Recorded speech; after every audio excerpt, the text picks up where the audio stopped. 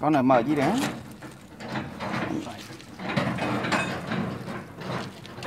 Để anh chị nhìn luôn.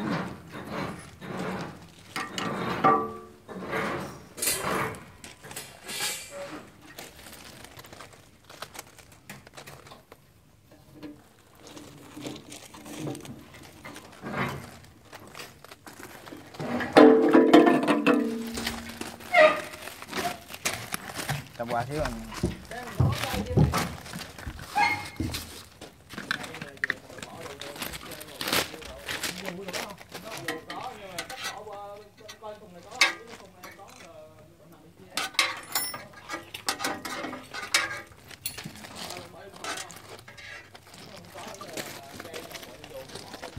What better than Chintu?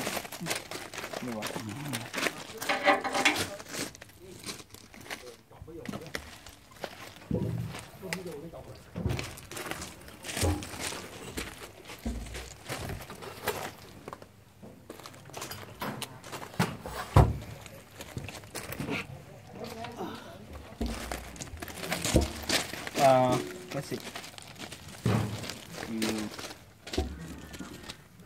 No, I have already seen. It's okay. You Yes. can use this Yes, oil. yes, no problem. Soil is good. Just my perspiration should not go inside.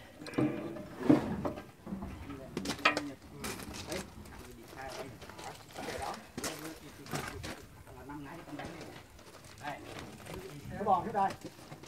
Bỏ cái đây. Không. Chắc là dầu. Dầu tính này.